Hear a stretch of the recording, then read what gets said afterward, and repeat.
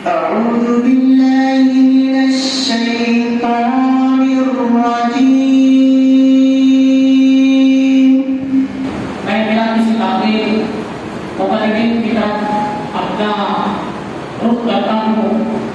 اور دعوت خطاب کی جناب ایک ایسے ادیب کو جسے آپ فن خطابت کا شہسوار بھی کہہ سکتے ہیں. اس شخصیت کے اندر اللہ تبارک و تعالیٰ نے وہ فن، اللہ تعالیٰ کی شخصیت کو اس فن سے نوازا ہے جو فن خطابت کے ذریعے ہمارے ناس کو کتاب و سنت کے مطابق زندگی گزارنے کے اوپر رہنمائی کرتی ہے. میں اس شخصیت کو مخاطب کر رہا ہوں، شخصیت کو دعوت سخن دے رہا ہوں جن کی تقریر ایک دردمندانہ اور مجاہدانہ حوصلہ والی ہوا کرتی ہے. میری مراد فضیلت الشیخ حضرت مولانا شاہ جمال صاحب ندوی استاد جامعہ عطیہ دارالحدیث مئو ہے. آپ سے بڑے ادب کے ساتھ گزارش کی جا رہی ہے کہ آپ تشریف لائیں اور کتاب و سنت کی روشنی میں اور الناس کو خطاب بتائیں. آپ کی شخصیت محتاج تعارف نہیں، آپ مئو کے مشہور معروف ادارہ جامعہ عطیہ دارالحدیث مئو میں اس وقت تدریس کی خدمات انجام دے رہے ہیں اور مئو اطراف مئو میں دعوت و تبلیغ اور اسی طریقے سے خطبات جمعہ کے ذریعے آپ دعوت و تبلیغ کا کام بھی انجام دے رہے ہیں. آپ کی شخصیت یقیناً ایک علمی شخصیت ہے. آپ سے گزارش ہے کہ آپ تشریف لائیں اور ناس کو خطاب فرمائیں.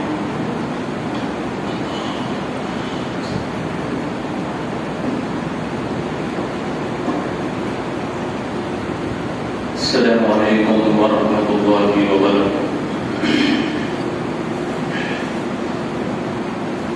الحمد لله الذي كفى وسلام على عباده الذين اصطفى وبعد فأعوذ بالله من الشيطان الرجيم بسم الله الرحمن الرحيم ولو أن أهل القرى آمنوا واتقوا لفتحنا عليهم بركات من السماء والأرض ولكن كذبوا فأخذناهم بما كانوا يكسبون. وقال تعالى ولقد كذبت رسل من قبلك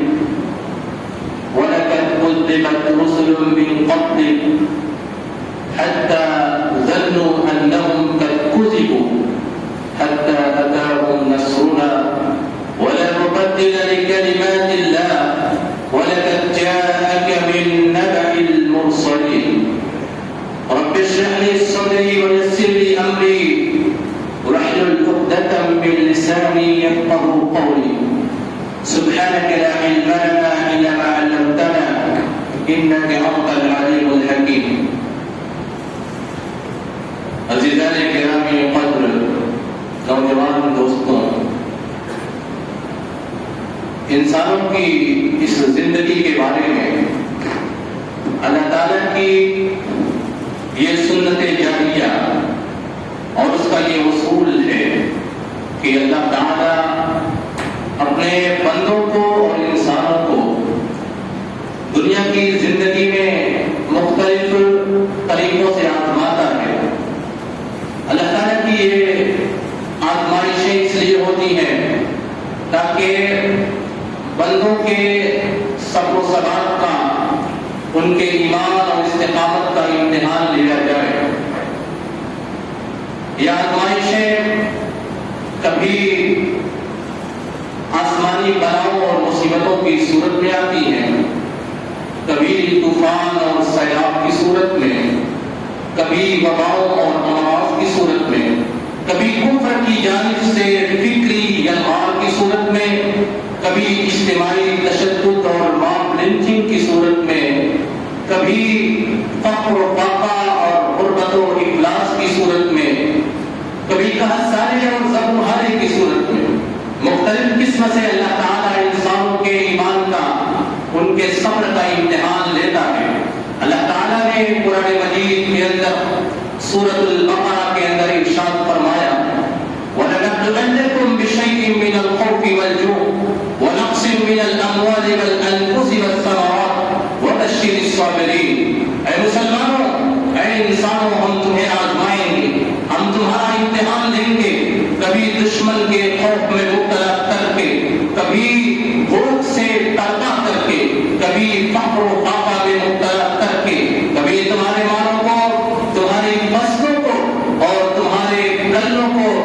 ہماری پیداوار کو کم کر کے آزمائیں گے، اور اللہ تعالیٰ اپنے اس قول کے مطابق، اپنی اس سنت جاریہ کے مطابق جب انسانوں کو آزماتا ہے، ان کا امتحان شروع کرتا ہے، ان سے ان کی آزمائشیں شروع کرتا ہے، تو ہم میں سے بہت سارے لوگ ایسے ہیں جو ان آزمائشوں پر کھڑا اترنے کی بجائے جزا اور فدا کرنے لگتے ہیں، رونے اور گڑ گڑانے، چیخنے اور چلانے لگتے ہیں، اور اللہ تعالیٰ کی جانب سے نصرت الہی کے عدم نزول کا شکوہ کرنے لگتے ہیں، اور اپنی زبان سے یہ کہتے ہوئے بارہا لوگ سنے جاتے ہیں کہ اللہ تعالیٰ نے ہم سے نصرتوں کا وعدہ کیا ہے، اللہ تعالیٰ نے ہم سے اپنی مدد کا وعدہ کیا ہے، مصیبتوں کے ان حالات میں، مصیبتوں کے اس عالم میں اللہ کی نصرتیں ہم پر نازل کیوں نہیں ہوتی؟ یہ بات بالکل برحق اور سچ ہے کہ اللہ تعالیٰ نے مسلمانوں سے اور مومنوں سے اپنی نصرت کا اور اپنی مدد کا وعدہ کیا ہے۔ اللہ تعالیٰ نے جہاں کہیں نصرتوں کی بات کہی، وہاں پر اللہ تعالیٰ نے یہ بات کہی ہے، وَلَا مُبَدِّلَ لِكَلِمَاتِ اللَّهِ، اللہ تعالیٰ کے کلمات کے اندر کوئی تبدیلی نہیں ہو سکتی، اس کے وعدوں کے اندر کوئی تبدیلی نہیں ہو سکتی۔ اللہ تعالیٰ نے جو نصرتوں کا وعدہ کیا ہے، وہ وعدہ آج بھی باقی ہے اور قیامت تک وہ باقی اور برقرار رہے گا۔ لیکن آخر مصیبتوں کے ان حالات میں، مصیبتوں کے اس عالم میں ہمارے اوپر اللہ کی نصرتیں نازل کیوں نہیں ہوتی؟ غور کرنے کی بات ہے۔ قرآن مجید کے اندر جہاں کہیں بھی اللہ تعالیٰ نے اپنی نصرت کے نزول کی بات کی ہے، جہاں کہیں بھی نصرت الہی کے نزول کا وعدہ اللہ تعالیٰ نے کیا ہے، وہاں پر اللہ تعالیٰ نے کچھ شرائط کا بھی بیان کیا ہے، کچھ شرطوں کو، کچھ صفات کو، کچھ اسباب کو بھی اللہ تعالیٰ نے بیان کیا ہے۔ نصرت الہی کے نزول میں جو سب سے پہلا سبب اللہ تعالیٰ نے قرآن مجید کے اندر بیان کیا ہے، وہ سبب یہ ہے کہ اللہ کی نصرتیں، اس کی مددیں، اس کی جانب سے رحمتیں، اس کی برکتیں اہل ایمان کے اوپر، مومنوں کے اوپر نازل ہوتی ہیں۔ اللہ تعالیٰ ارشاد فرماتا ہے، اِنَّا لَنَنصُرُ رُسُلَنَا وَالَّذِينَ آمَنُوا فِي الْحَيَاةِ الدُّنْيَا وَيَوْمَ يَقُومُ الْأَشْهَادُ، کہ بے شک ہم اپنے رسولوں کی ضرور مدد کرتے ہیں اور کریں گے، دنیا کی زندگی میں بھی اور اس زندگی میں بھی، آخرت کی اس زندگی میں جب کہ گواہیاں قائم کی جائیں گی، جب کہ حساب و کتاب ہوگا، اور لوگوں کے حساب و کتاب کے وقت گواہیاں جب قائم کی جائیں گی، اس آخرت کی زندگی میں بھی ہم اہل ایمان کی، ان لوگوں کی جن کے دلوں میں کامل ایمان ہے، ہم ان کی مدد کریں گے، دنیا کی زندگی میں بھی ان کے اوپر اپنی نصرت نازل کریں گے۔ قرآن کریم کی اس آیت کریمہ میں اللہ تعالیٰ نے دو لوگوں کی نصرت کا اور دو لوگوں کی مدد کا وعدہ کیا ہے، رسولوں کی نصرت کا اور اہل ایمان کی۔ وَلَقَدْ سَبَقَتْ كَلِمَتُنَا لِعِبَادِنَا الْمُرْسَلِينَ إِنَّهُمْ لَهُمُ الْمَنصُورُونَ، رسولوں کے بارے میں تو اللہ تعالیٰ نے کہا کہ رسولوں کی مدد کا، ان کی نصرت کا، ان کے اوپر ہماری رحمتوں اور برکتوں کے نزول کا وعدہ پہلے ہی گزر چکا ہے۔ إِنَّهُمْ لَهُمُ الْمَنصُورُونَ، یہی وہ جماعت ہے جو ہمیشہ منصور رہے گی، جو ہمیشہ غالب رہے گی، جس کے اوپر اللہ کی نصرتیں ہمیشہ نازل ہوتی رہیں گی۔ اور مومنوں کے بارے میں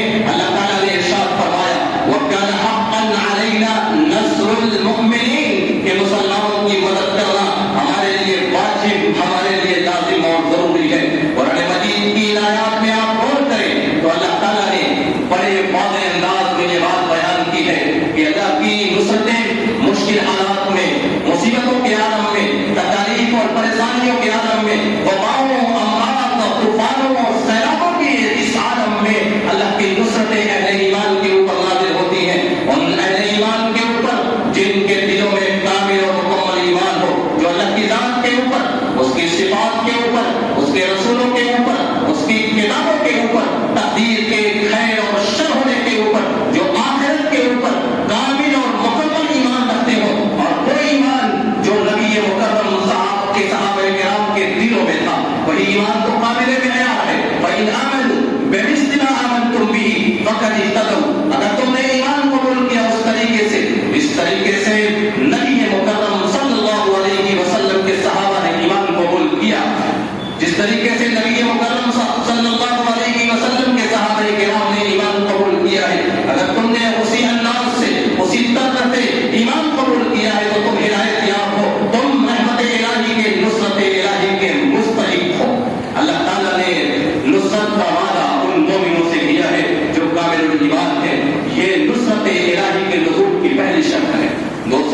اللہ تعالیٰ نے قرآن مجید کے اندر جو بیان کی ہے نصرت الہی کے اسباب میں سے، نصرت الہی کی شرائط میں سے جو دو سے سخت ہے وہ ہے عمل صالح، نیک عمل کرنے والے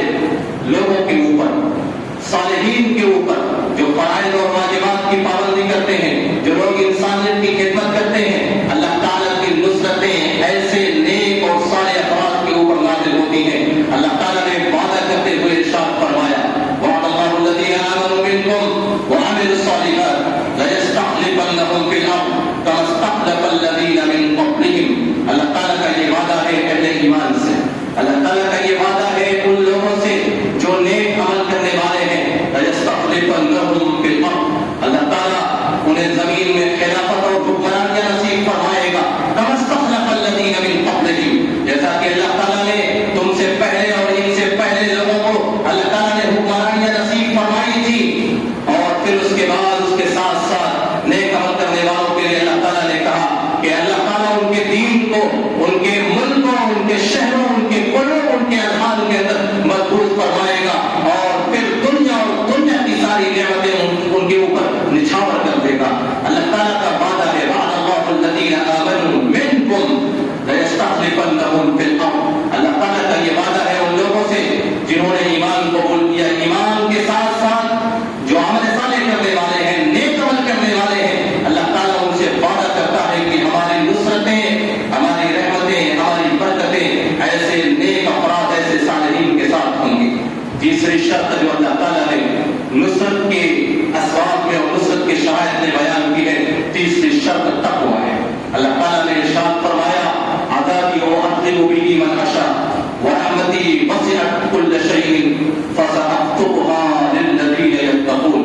میرا عذاب میں جسے چاہوں، جس قوم کے اوپر چاہوں، جس جماعت کے اوپر چاہوں، اور جس ملک اور جس علاقے کے اوپر چاہوں اپنا عذاب نازل کر دوں، اور میری رحمت کا معاملہ یہ ہے کہ رحمتی وسعت كل شيء، میری رحمت ہر چیز کے اوپر کشادہ ہے، میری رحمت تمام چیزوں کو شامل ہے۔ اور پھر آگے اللہ تعالیٰ ارشاد فرماتا ہے فَسَأَكْتُبُهَا لِلَّذِينَ يَتَّقُونَ، میں اپنی رحمتیں، اپنی نصرتیں ان لوگوں کے نام لکھ دوں گا جو تقویٰ اختیار کریں گے، جو اللہ تعالیٰ کا خوف اپنے دلوں میں پیدا کریں گے، جن کے دلوں میں اللہ تعالیٰ کا خوف ہوگا، اللہ کا ڈر ہوگا، جن کے دلوں میں خشوع، خضوع اور ذلت ہوگی، اللہ تعالیٰ ان کے لیے اپنی رحمتیں لکھ دے گا۔ عذابی اعذب به من اشاء ورحمتی وسعت كل شيء فسأكتبها للذین يتقون، میرا عذاب ہے میں جس قوم کے اوپر چاہوں اپنے عذاب کو نازل کر سکتا ہوں، لیکن میری رحمت کا معاملہ یہ ہے کہ میری رحمت تمام چیزوں کو دنیا کے سارے افراد کے اوپر شامل ہوتی ہے۔ اور پھر آگے اللہ تعالیٰ ارشاد فرماتا ہے فَسَأَكْتُبُهَا لِلَّذِينَ يَتَّقُونَ، میں اپنی رحمتیں، اپنی نصرتیں، اپنی برکتیں اور اپنی مددیں ان لوگوں کے نام لکھ دوں گا جو تقویٰ اختیار کریں گے۔ اور پھر اس کے بعد اللہ تعالیٰ نے قرآن مجید کے اندر ایک دوسرے مقام کے اوپر اسی تقویٰ کے بارے میں ارشاد فرمایا یا ایھا الذین آمنوا اتقوا اللہ وآمنوا برسولہ یؤتکم کفلین من رحمتہ ویجعل لکم نورا تمشون بہ، اے مومنوں اللہ کا تقویٰ اختیار کرو، وآمنوا برسولہ، اس کے رسول کی ذات کے اوپر، اس کی رسالت کے اوپر ایمان قبول کرو، اللہ تعالیٰ تمہیں اپنی رحمتیں ڈبل دے گا، اللہ تعالیٰ دو گنا تمہارے اوپر اپنی رحمتوں کو نازل کرے گا، اللہ تعالیٰ اپنی رحمتیں اور اپنی ڈبل برکتیں تمہارے اوپر نازل کرے گا۔ پھر اس کے بعد آگے اللہ تعالیٰ ارشاد فرماتا ہے وَيَجْعَلْ لَكُمْ نُورًا تَمْشُونَ بِهِ، اگر تم نے تقویٰ اختیار کیا تو رب کی رحمتیں تمہارے اوپر تو نازل ہونی ہی ہیں۔ وَيَجْعَلْ لَكُمْ نُورًا تَمْشُونَ بِهِ، اللہ تعالیٰ تمہیں نور ہدایت بھی نصیب کرے گا، اللہ تعالیٰ تمہیں ایک ایسا نور نصیب کرے گا جس کی روشنی میں تم ہدایت کے راستے پر، صراط مستقیم کے راستے پر آگے بڑھتے چلے جاؤ گے۔ قرآن مجید کی اس آیت کریمہ میں جہاں ایک طرف اللہ تعالیٰ نے اہل تقویٰ، اہل ایمان سے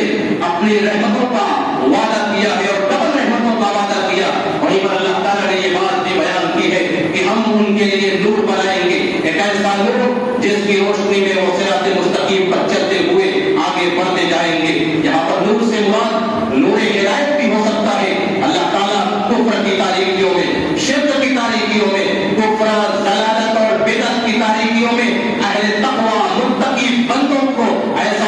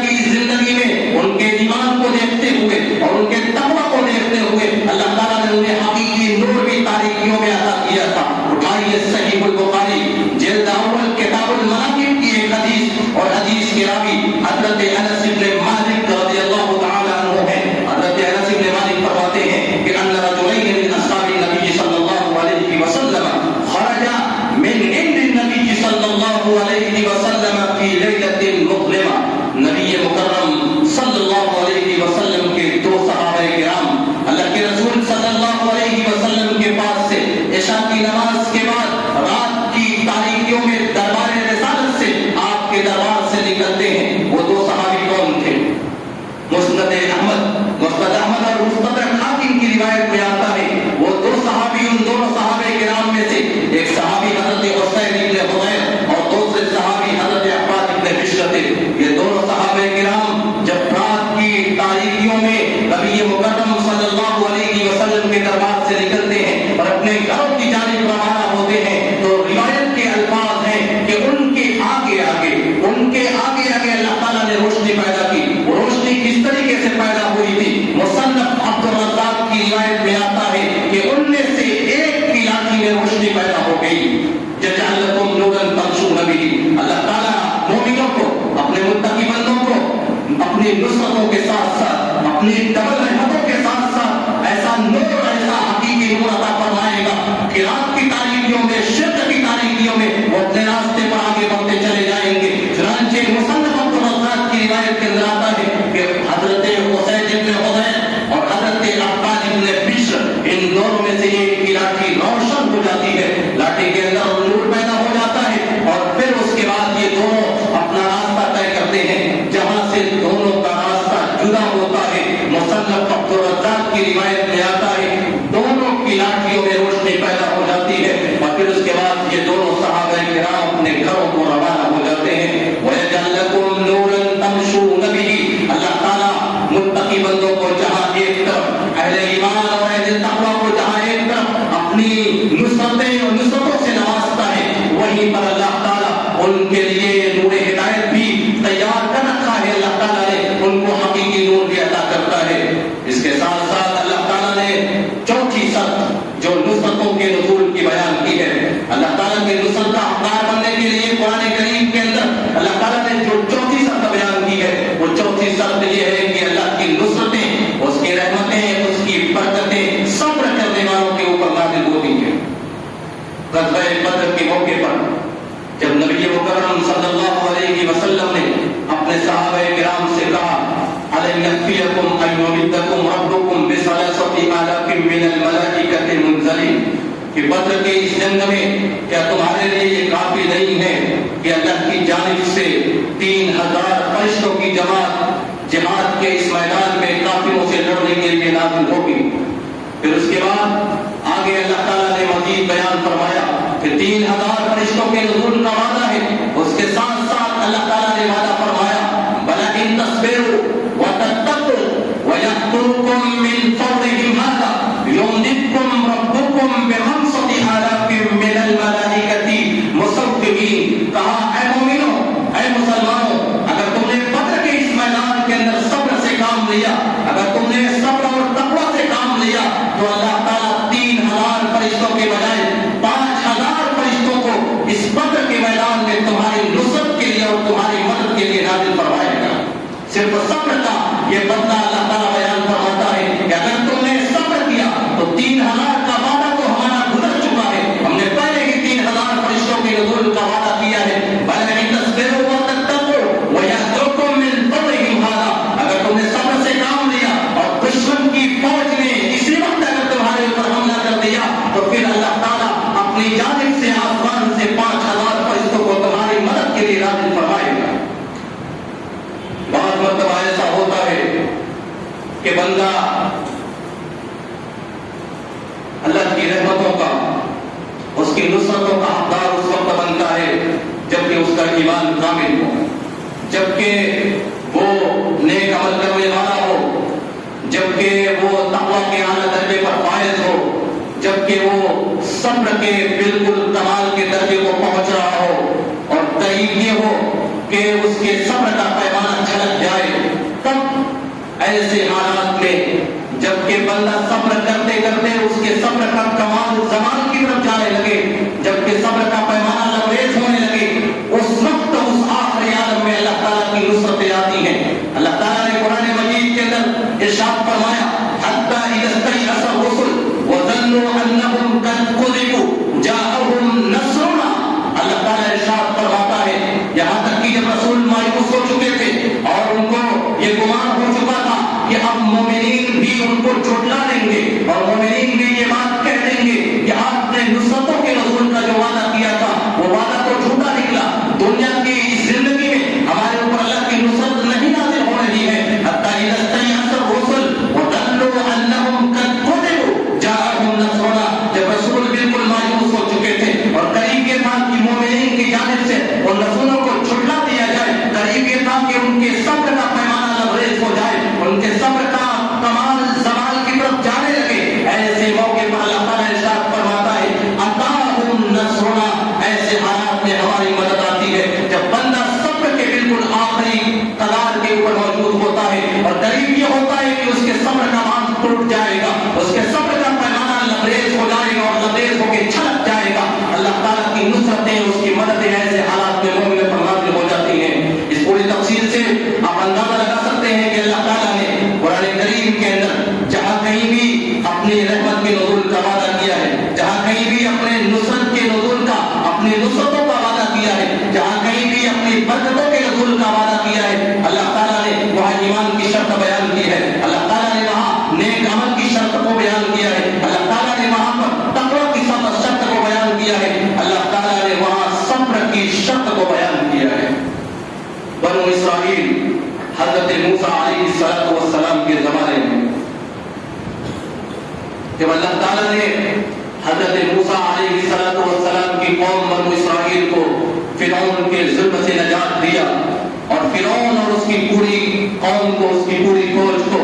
نہر سبیز سے نکلنے والی ایک نہر بحیر مرہ کے اندر لے جا کر کے برقرار کیا، اور عوام کے اندر جو بات مشہور ہے کہ فرعون کو دریائے نیل کے اندر برقرار کیا گیا تھا، افسانے سے زیادہ اس کی کوئی حقیقت نہیں ہے۔ مفسرین اور محققین اس بات کے اوپر متفق ہیں کہ فرعون کو نہر سبیز سے نکلنے والی ایک نہر بحیر مرہ کے اندر برقرار کیا گیا تھا، اور پھر اس کے بعد جب حضرت موسیٰ علیہ السلام اور ان کی پوری قوم بنو اسرائیل جب مصر سے نکل کر کے اس بحیرے کو عبور کر کے شام کی جانب روانہ ہوتی ہے اور وادی سینا کے جنوبی علاقے کے اندر جنوبی حصے میں قیام کرتی ہے، اس وقت اللہ تعالیٰ نے بنو اسرائیل کو حکم دیا تھا حضرت موسیٰ کی زبانی، حضرت موسیٰ کی زبانی اللہ تعالیٰ نے کہلوایا یا قوم ادخلوا الارض المقدسة التي كتب الله لكم، اے میری قوم کے لوگوں اس مقدس سرزمین بیت المقدس فلسطین کی سرزمین کے اندر تم داخل ہو جاؤ، اللہ تعالیٰ نے بیت المقدس کی سرزمین کو تمہارے نام لکھ دیا ہے۔ اس وقت اللہ تعالیٰ نے بنو اسرائیل کو حکم دیا تھا، اور آگے آپ دیکھیے گا کہ کس طریقے سے بنو اسرائیل ابھی ایمان میں بالکل نہیں تھی، ابھی ان کے اندر تقویٰ کی پختگی نہیں پائی جا رہی تھی، ابھی ان کے اندر صبر کمال درجے کا نہیں تھا، ابھی ان کے اندر خشوع و خضوع للہیت اعلیٰ درجے کی نہیں تھی، لیکن پھر بھی اللہ تعالیٰ نے بنو اسرائیل کے اوپر اپنی رحمتیں، اپنی نصرتیں نازل کی تھی۔ چنانچہ وادی سینا کے اندر جب حضرت موسیٰ علیہ السلام اور ان کی پوری قوم بنو اسرائیل پہنچتی ہے، اللہ تعالیٰ کا یہ حکم آ جاتا ہے ادخلوا الارض المقدسة التي كتب الله لكم، اے بنو اسرائیل کے افراد اس مقدس سرزمین کے اندر تم داخل ہو جاؤ، یہ سرزمین، یہ علاقہ فلسطین کی سرزمین اور بیت المقدس کی سرزمین کو اللہ تعالیٰ نے تمہارے نام لکھ دیا ہے۔ اس وقت فلسطین کی اور بیت المقدس کی سرزمین کے اوپر امانتہ کا غلبہ تھا، بڑی طاقتور لمبی تلنگی قوم تھی۔ حضرت موسیٰ علیہ السلام کی قوم نے کہا کہ ان فیہا قوم جبارین، کہ بیت المقدس کی سرزمین کے اوپر ایک بڑی طاقتور قوم کی حکومت ہے، ان کے پاس افراد کی طاقت ہے، ان کے پاس بڑی طاقت و قوت ہے، اب ان سے جہاد کی طاقت نہیں رکھتے۔ جب حضرت موسیٰ علیہ السلام کی قوم کے دو افراد نے جا کر کے پوری قوم کو سمجھایا، لیکن قوم ماننے کو تیار نہیں تھی، آخر میں لوگوں نے انکار کر دیا اور کہا اذهب انت وربك فقاتلا انا هاهنا قاعدون، اے موسیٰ علیہ السلام آپ جائیے جہاد کیجیے اور آپ طرف جا کر کے جہاد کریں، ہمارے پاس جہاد کرنے کی طاقت ہمارے پاس نہیں ہے۔ حالانکہ اللہ تعالیٰ نے پہلے ہی کہہ دیا تھا کہ اللہ تعالیٰ نے یہ سرزمین سرزمین كتب الله لكم، یہ تمہارے نام لکھ دیا ہے. اللہ تعالیٰ نے اس سرزمین کی فتح کو تمہارے حصے میں تمہارے نام پر لکھ دیا ہے. لیکن پھر بھی جب بنو اسرائیل کے لوگوں نے انکار کیا تو اللہ تعالیٰ نے بنو اسرائیل کو اسی وادی سینا کے اندر سزا سنائی تھی اور کہا تھا فَإِنَّهَا مُحَرَّمَةٌ عَلَيْهِمْ 40 سنہ کہ فلسطین کی اور بیت المقدس کی سرزمین بنو اسرائیل کے افراد کے لیے اس نافرمانی کی بنیاد پر 40 سالوں کے لیے حرام کی جا رہی ہے. اور اللہ تعالیٰ نے بنو اسرائیل کے لیے 40 سالوں تک بیت المقدس کی سرزمین کو حرام قرار دے دیا تھا کیونکہ انہوں نے اللہ کی نافرمانی کی تھی. اور پھر اللہ تعالیٰ نے کہا کہ 40 سالوں تک اسی وادی سینا کے اندر اسی وادی تی کے اندر یتیمون فی الارض 40 سالوں تک بھٹکتے رہیں گے. قوم نے نافرمانی کی تھی اور اس نافرمانی کی سزا اللہ تعالیٰ نے سنائی تھی کہ بیت المقدس کی سرزمین میں 40 سالوں تک داخلے کی پابندی ہے. اور پھر اس 40 سال کے پورے عرصے میں تمہیں اسی سرزمین کے اندر رہنا پڑے گا, حیران اور سرگردہ پھرنا پڑے گا اسی وادی سینا کے اندر, اسی وادی تی کے اندر. چنانچہ اس درمیان پوری وادی کے اندر درخت نہیں تھا, پوری وادی کے اندر پینے کے لیے پانی کا کوئی انتظام نہیں تھا, سائے کے لیے درخت کا کوئی انتظام نہیں تھا, کھانے کے لیے وہاں پر کوئی کھیت اور کوئی پیداوار نہیں تھی. حضرت موسیٰ علیہ السلام کی قوم نے حضرت موسیٰ علیہ السلام سے کہا. سورہ نسائی کتاب التفسیر کی روایت اور حدیث کے راوی حضرت عبداللہ ابن عباس رضی اللہ تعالیٰ عنہ بڑی لمبی اور بڑی تفصیلی روایت ہے. اسی روایت کے اندر آتا ہے حضرت موسیٰ علیہ السلام کی قوم نے حضرت موسیٰ سے کہا کہ ما لنا بالطعام, ہمارے لیے کھانے کا انتظام کہاں سے ہوگا, ہمارے لیے سائے کا انتظام کہاں سے ہوگا, ہمارے لیے پینے کے لیے پانی کا انتظام کہاں سے ہوگا. اس وقت اللہ تعالیٰ نے حضرت موسیٰ کی اس قوم کے لیے قرآن مجید کے اندر ان کی ان نعمتوں کا تذکرہ کیا اور کہا کہ ہم نے کون کون سی نعمتیں اس قوم کے لیے نافرمانی کے اس عالم میں ہم نے دی تھی, جبکہ پوری قوم نافرمانی کی زندگی گزار رہی تھی اور اس نافرمانی کی وجہ سے سزا کی زندگی گزار رہی تھی. لیکن چونکہ قوم کے دلوں میں ایمان تھا, قوم کے دلوں میں ایمان کیا ایمان تھا, ان کے دلوں میں تقویٰ تھا, وہ نیک عمل کرنے والے لوگ تھے, ان کے درمیان صالحین بھی تھے, ان کے درمیان اللہ کے دو جلیل القدر پیغمبر حضرت موسیٰ علیہ السلام بھی تھے, حضرت ہارون علیہ السلام بھی تھے, اور ایک مستقبل کے پیغمبر حضرت یوشع بن نون بھی تھے. چنانچہ اللہ تعالیٰ نے حضرت موسیٰ علیہ السلام کی اس قوم کے لیے اس وادی سینا کے اندر جہاں پر بادل کا, جہاں پر سائے کا کوئی انتظام نہیں تھا, اللہ تعالیٰ نے بتیوں کے ذریعے سے سائے کا انتظام کیا. وَظَلَّلْنَا عَلَيْكُمُ الْغَمَامَ وَأَنزَلْنَا عَلَيْكُمُ الْمَنَّ وَالسَّلْوَىٰ, ہم نے حضرت موسیٰ کی اس قوم بنو اسرائیل کے لیے آسمان سے بتیاں بھیجی, وہ بتیاں بنو اسرائیل کے اوپر سائے کا کام کیا کرتی تھی. وَأَنزَلْنَا عَلَيْهِمُ الْمَنَّ وَالسَّلْوَىٰ, ہم نے ان کے اوپر من و سلوہ کو نازل کیا تھا, ہم نے ان کے لیے آسمان سے کھانے کو بھی نازل کیا تھا, کیونکہ اس قوم کے دلوں میں ایمان تھا, اللہ کا تقویٰ تھا. حالانکہ وہ عذاب کی زندگی گزار رہی تھی, حالانکہ اس قوم کے لیے اللہ کی نافرمانی کی بنیاد پر بیت المقدس کی اس سرزمین میں 40 سالوں تک داخلے کی پابندی لگا دی جا چکی تھی. اس قوم کے لیے اللہ تعالیٰ نے یہ سزا متعین کی تھی کہ 40 سالوں تک وادی سینا میں یہ قوم بھٹکتی رہے گی, اسی قوم میں سرگردہ حیران ہو کر کے پریشان ہو کر کے اسی وادی کے اندر بھٹکتی پھرتی رہے گی اور باہر نکلنے کا کوئی انتظام نہیں ہو سکے گا. چنانچہ حضرت موسیٰ کی اس قوم کے لیے جبکہ وہ نافرمانی کی زندگی گزار رہی تھی لیکن دلوں میں ایمان تھا, تقویٰ تھا, ان کے درمیان صالحین بھی تھے, اہل تقویٰ بھی تھے, ان کے درمیان اللہ کے جلیل القدر پیغمبر بھی تھے, ان کے درمیان مستقبل میں ہونے والے پیغمبر حضرت یوشع بن نون بھی تھے. اللہ تعالیٰ نے ان کے اوپر اپنی رحمتیں, اپنی نصرتیں اور اپنی برکتیں نازل کی اور اس 40 سالوں میں بنو اسرائیل اسی وادی سینا میں, اسی وادی تی میں بھٹکتی رہی. امام قرطبی نے اپنی تفسیر قرطبی کے اندر جس کا اصل نام الجامع لاحکام القرآن ہے, انہوں نے امام مجاہد رحمۃ اللہ علیہ کے حوالے سے لکھا ہے کہ بنو اسرائیل کے افراد کوشش یہ کرتے تھے کہ کسی طریقے سے اس وادی تی سے باہر نکل جائے, اور اسی کوشش کے اندر وہ لوگ صبح سے سفر کرتے تھے, اور وہ وادی کوئی بہت بڑی وادی نہیں تھی, تقریباً 6 فرسخ یا 5 فرسخ کی وہ وادی تی تھی. وادی سینا کا وہ جنوبی علاقہ جس علاقے کے اندر بنو اسرائیل کو محدود کر دیا گیا تھا, جو وادی تی کے نام سے مشہور اور معروف ہے, تقریباً 5 یا 6 فرسخ की वो वादी थी और उसके बारे में लोगों ने लिखा है कि 6% तकरीबन 28-30 किलोमीटर का बन सकता है, लेकिन हजरत मूसा की कौम उस 40 सालों में कोशिश करती रही कि किसी तरीके से इस वादी से निकल करके शहर में दाखिल हो जाए। और फिर सुबह से ये लोग बनु इसराइल के अफराद सफर करते थे और शाम हो जाया करती थी, शाम को पड़ाव करते थे और ये उम्मीद लगाते थे कि कल इंशाअल्लाह हम लोग बाहर निकल जाएंगे। अल्लाह ताला जमीन को हुक्म देता था। इमाम मुजाहिद फरमाते हैं, इमाम कुर्तुबी ने इमाम मुजाहिद रहमतुल्लाहि अलैहि का कौल नकल किया है कि अल्लाह ताला जमीन को हुक्म देता था और जमीन घूमते हुए उनको वहीं पर ले जाकर के पहुंचा देती थी जहां से उन्होंने सुबह में सफर किया था, जहां से उन्होंने सफर शुरू किया था। बहरहाल बताने का मकसद ये है कि अगर बंदों के दिलों में, अगर दिलों में ईमान है, अल्लाह ताला का तक़वा है, अगर खुलूस है, लिल्लाहियत है, अगर सब्र है, तो अल्लाह ताला की नुसरतें हर हाल में मोमिनों के ऊपर है, तक़वा के ऊपर नाज़िल होकर के रहेंगी। नबी मुकर्रम सल्लल्लाहु अलैहि वसल्लम के ज़माने में और आपके ज़माने से कब्ल माफ़ौक़ल अस्बाब अल्लाह ताला ने अपनी नुसरतें नाज़िल की। हज़रत मरियम अलैहिस्सलातु वस्सलाम का वाक़या आपने कुरान मजीद के अंदर पढ़ा होगा कि जब हज़रत मरियम की वालिदा ने उनको वक़्फ़ कर दिया था अल्लाह की इबादत के लिए, उसकी दीन की नश्र इशाअत के लिए, अल्लाह ताला की दीन की तबलीग के लिए, उन्होंने जब हज़रत मरियम की वालिदा ने हज़रत मरियम को वक़्फ़ कर दिया था और गुरफ़े ख़ास में जब वो अल्लाह की इबादत और बंदगी में मशगूल होती थी, कुल्लमा दखल अलैहा ज़करिया अल-मिहराब वजदा इंदहा रिज़्क़ा, जब हज़रत ज़करिया मिहराब में दाखिल होते, उनके गुरफ़े ख़ास में दाखिल होते, तो उनके पास खाने और पीने का वो सामान पाते थे जिसका इंतजाम हज़रत ज़करिया ने नहीं किया होता था। हालांकि किफ़ायत की पूरी जिम्मेदारी,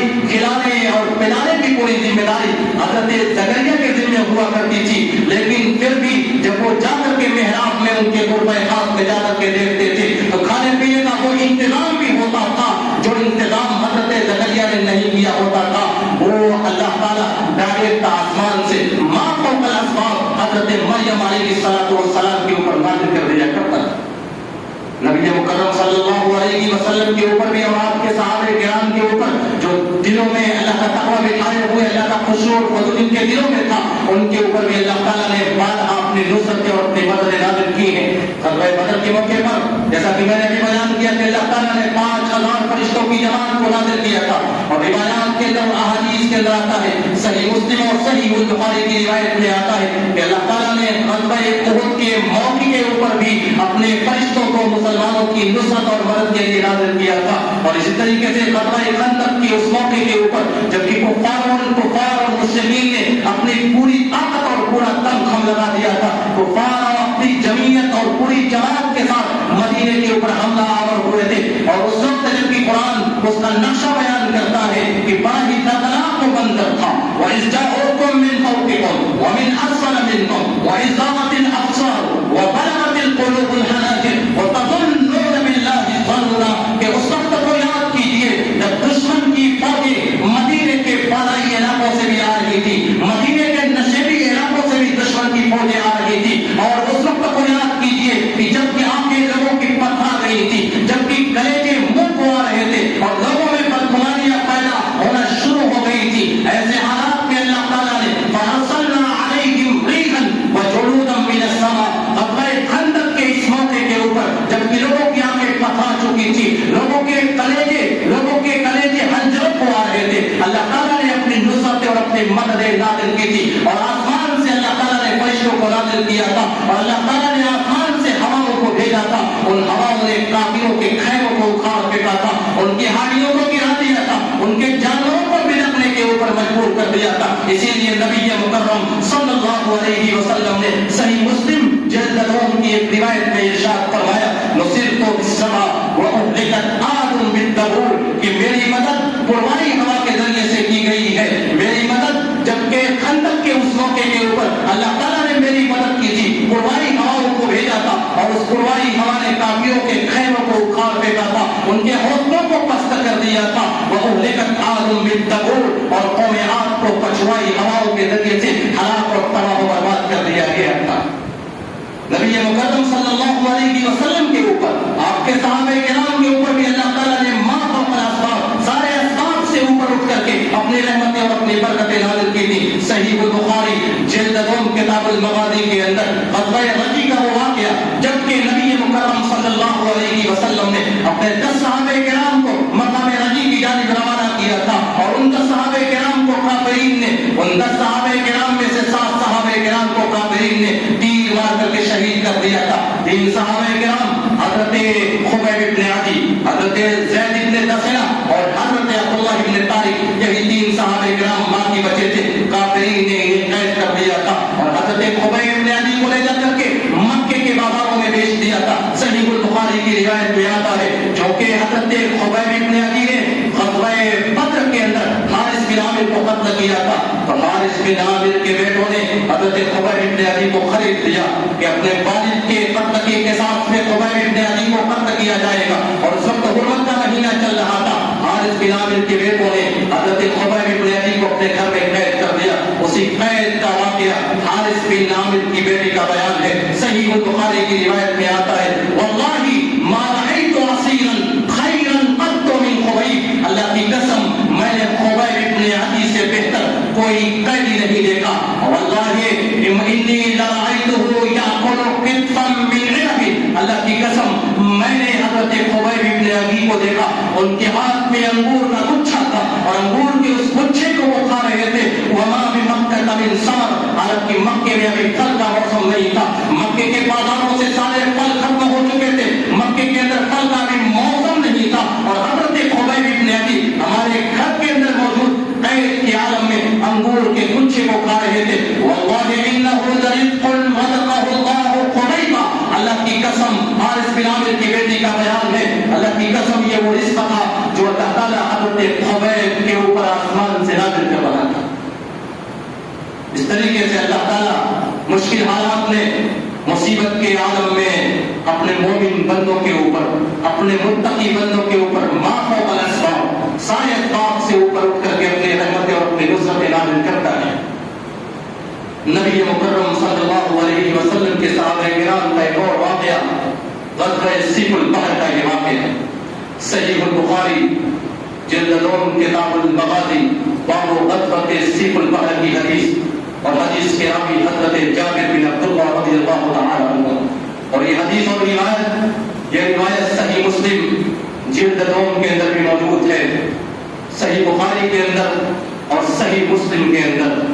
या ग़ज़वा सीफुल बहर के ताल्लुक से आप जहाँ कहीं भी रिवायात और अहादीस तलाश करेंगे तो आपको रावी हज़रत जाबिर बिन अब्दुल्लाह मिलेंगे। जिस तरीके से लुग़्त की रिवायात के बारे में जब आप लुग़्त की अहादीस को तलाश करेंगे तो अक्सर व बेशतर आपको रावी हज़रत ज़ैद बिन खालिद अल-जुहनी मिलेंगे।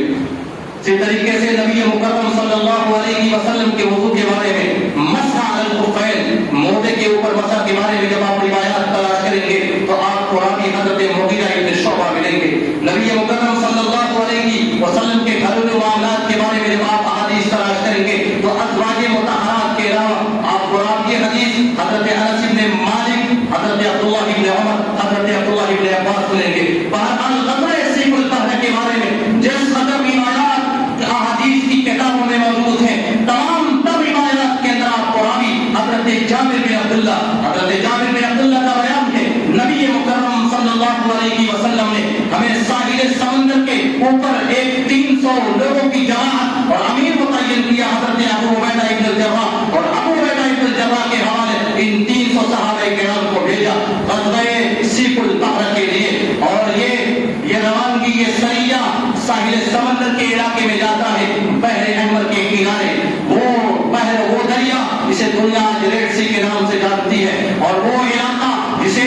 सीफुल बहर कहा जाता है, क्योंकि ये इलाका साहिल समंदर के ऊपर वाक़ था और सीफुल बहर का माना ही होता है साहिल समंदर के। ये इसमें का मुसम्मा है कि बहर अहमर के किनारे रसूल मुकर्रम सल्लल्लाहु अलैहि वसल्लम ने 300 सहाबा किराम की जमात और अमीर मुतय्यन किया हज़रत अबू उबैदा इब्न जर्राह को। ये सहाबा किराम गुरबत और इखलास के आलम में मदीने से रवाना होते हैं ग़ज़वा सीफुल बहर के लिए, साहिल समंदर तक पहुंचने के लिए, सीफुल बहर के इलाके तक पहुंचने के लिए। हज़रत जाबिर बिन अब्दुल्लाह का बयान है कि चूंकि तंगी का ज़माना था, फ़क़्र व फ़ाक़ा के ऊपर हमारी ज़िंदगियाँ गुज़र रही थी, अमीर जैश हज़रत अबू उबैदा इब्न जर्राह हमें पूरे दिन के अंदर सिर्फ एक खजूरें हमको खाने के लिए देते थे। रावी हदीस ने पूछा जाबिर बिन अब्दुल्लाह رضی اللہ تعالیٰ عنہ ایک کھجور کے اوپر آپ لوگوں کا گزارا کیسے ہوتا تھا؟ حضرت جابر بن عبداللہ کہتے ہیں کہ كنا نمسها كما يمس الصبي ثم نشرب عليها الماء، کہ ہم اس کھجور کو چوستے تھے جیسے بچہ کوئی چیز لے کر کے چوستا ہے، پھر ہم اس کے اوپر پانی پی لیا کرتے تھے، اور اسی طریقے سے دن اور رات میں ہم گزارا کر لیا کرتے تھے۔ اور پھر جب ہم آگے بڑھتے ہیں ساحل سمندر کی جانب ہم آگے بڑھتے ہیں تو وہ کھجوریں جو ایک ایک کھجوریں دنوں رات میں ہمیں مل رہی تھی وہ کھجوریں بھی ختم ہو جاتی ہیں۔ چنانچہ حضرت جابر بن عبداللہ کا بیان ہے، درختوں سے پتوں کو توڑ کر کے ہم لوگ اس کو پانی میں بھگوتے تھے اور اس کو چبایا کرتے تھے اپنے پیٹ کی بھوک کو مٹانے کے لیے، پیٹ کی اس آگ کو مٹانے کے لیے۔ اسی لیے اس غزوے کا نام اور اس سریہ کا نام جہاں ایک طرف سیف البحر ہے وہیں پر دوسری طرف اس کا نام جیش الخط بھی ہے، وہ جماعت لشکر، وہ لشکر جو پتوں کو کھانے پر مجبور ہوا۔ نبی مکرم صلی اللہ علیہ وسلم کے صحابہ کرام کی یہ جماعت متقیوں کی جماعت، یہ وہ جماعت جو دن کے اجالوں میں گھوڑوں کی پشت پر سوار ہو کر کے اللہ کے راستے میں جہاد کرنے والی اور رات کو مصلی بچھا کر کے رب کے دربار میں رونے اور گڑانے والے صحابہ کرام کی یہ جماعت ابتدا میں تو ایک ایک کھجور پر گزارا ہو رہا ہے اور پھر جب آگے بڑھتے ہیں تو وہ کھجوریں بھی ختم ہو جاتی ہیں، درختوں کے پتوں پر گزارا ہو رہا ہے، اور نتیجہ یہ ہوتا ہے کہ جب یہ صحابہ کرام رضوان اللہ علیہم اجمعین اس صبر کے عالم میں ساحل سمندر پر پہنچتے ہیں، فَأَلْقَى لَنَا الْبَحْرُ دَابَّةً يُقَالُ لَهَا الْأَنبَرُ، کہ ساحل سمندر کے اوپر جب ہم پہنچے سمندر نے عظیم مچھلی کو لے کر کے ساحل سمندر کے اوپر لگا دیا، ایک ایسی مچھلی جسے امبر کہا جاتا ہے، وہ اتنی بڑی مچھلی تھی کہ صحیح البخاری کی روایت میں آتا ہے فَأَكَلْنَا مِنْهَا نِصْفَ شَهْرٍ، ہم نے 15 دنوں تک اس مچھلی کے گوشت کو کھایا تھا۔ چھوٹی موٹی جماعت نہیں تھی، 300 صحابہ کرام کی جماعت تھی جو خاکوں کے اوپر گزارا کرتے ہوئے ساحل سمندر کے اوپر پہنچتی ہیں۔ اللہ کے وہ مومن بندے، وہ متقی بندے، وہ پرہیزگار بندے، وہ نیک عمل کرنے والے، وہ خاکوں کے اوپر صبر کرنے والے جب ساحل سمندر پر پہنچتے ہیں اللہ کی نصرت ان کے لیے آ جاتی ہے، اور اتنی عظیم نصرت اور اتنی عظیم مدد آتی ہے کہ ساحل سمندر کے اوپر لے جا کر کے اللہ تعالیٰ ایک عظیم مچھلی کو، ایک بڑی مچھلی کو لے جا کر کے لگا دیتا ہے۔ صحابہ کرام فرماتے ہیں کہ ہم نے اس مچھلی کے گوشت کو 15 دنوں تک کھایا، اور صحیح البخاری کے علاوہ صحیح مسلم کی روایت کے الفاظ ہے کہ فَأَكَلْنَا مِنْهَا شَهْرًا، ہم نے اس مچھلی کے گوشت کو 300 لوگوں کی تعداد نے 1 مہینے تک کھایا، حتیٰ ثابت اجسامنا، یہاں تک کہ ہمارے بدن مضبوط ہو گئے، وَدَّهَنَّا مِنْ بَدَنِهِ، ہم نے اس کی چربیوں کو اپنے بدن کے اوپر ملا، ہمارے جسم اس کے گوشت کو کھانے کی وجہ سے جو فقر و فاقہ کی وجہ سے کمزور اور لاغر ہو چکے تھے وہ جسم بھی مضبوط ہو گئے، اور پھر ہم نے اس مچھلی کی چربیوں کو اپنے سامان کے اندر اور اپنے پاس موجود مٹکوں کے اندر ہم نے اس کی چربیوں کو بھرا، اور پھر صحیح البخاری کی روایت کے اندر آتا ہے امیر جیش حضرت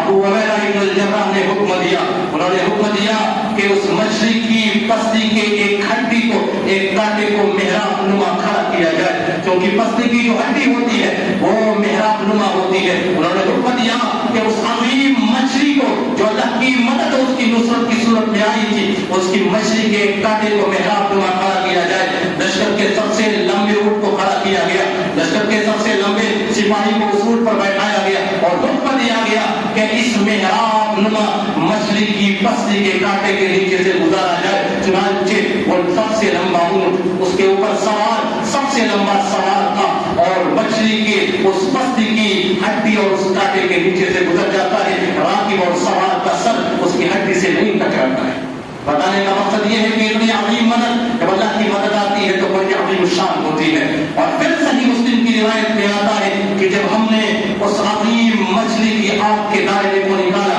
اس میں موجود ہم نے چربیوں کو نکالا، تو پھر صحابہ کرام میں سے 13 صحابہ کرام کی جماعت اس مچھلی کی آگ کے ایک دائرے میں سما جاتی ہے۔ یہ کوئی قصہ اور کہانی نہیں ہے، صحیح البخاری اور صحیح مسلم کی روایت اور احادیث کا یہ واقعہ صحابہ کرام رضوان اللہ علیہم اجمعین کے ساتھ پیش آنے والا واقعہ، کیونکہ وہ صحابہ صبر کرنے والے تھے، انہوں نے فقر و فاقہ کے اوپر صبر کیا تھا، وہ مومن تھے، وہ متقی اور پرہیزگار تھے۔ اللہ تعالیٰ نے اس پریشانی کے عالم میں اور اس مصیبت کے عالم میں اپنے ان صحابہ کرام کے اوپر اپنی نصرتوں کو نازل کیا تھا، لہذا ضرورت ہے کہ ان واقعات کی روشنی میں ہم اپنی زندگیوں کا جائزہ لیں. ان آیات کی روشنی میں جن کے اندر اللہ تعالیٰ نے نصرتوں کے نزول کی شرائط کو بیان کیا ہے, ان شرائط کا جائزہ لیں کہ کیا یہ شرطیں, کیا یہ صفتیں ہمارے اندر موجود ہیں یا نہیں ہیں. اگر ہمارے اندر یہ صفتیں موجود ہیں اور کمال درجے کی موجود ہیں تو انشاءاللہ العزیز اللہ کی نصرتیں, اس کی مددیں ہمارے اوپر نازل ہوں گی. جس طریقے سے صحابہ کرام رضوان اللہ علیہم اجمعین کے اوپر اللہ تعالیٰ نے, نبی مکرم صلی اللہ علیہ وسلم کے اوپر اللہ تعالیٰ نے, بنو اسرائیل حضرت موسیٰ کی قوم کے اوپر جس طریقے سے اللہ تعالیٰ نے اپنی نصرتیں اور اپنی مددیں نازل کی تھی, اللہ تعالیٰ ہمارے اوپر بھی اپنے نصرتیں اور اپنی مددیں نازل کرے گا. آخر میں اللہ تعالیٰ سے دعا ہے کہ الہ العالمین تو ہمیں ان صفات کا حامل بنا اور ان صفات کے اوپر عامل بنا. رب العالمین جب تک تو ہمیں زندہ رکھ, اسلام کے اوپر زندہ رکھ, جب ہمارا خاتمہ ہو خاتمہ میں خیر ہو. آمین. وآخر دعوانا الحمدللہ رب العالمین. السلام علیکم ورحمۃ اللہ وبرکاتہ.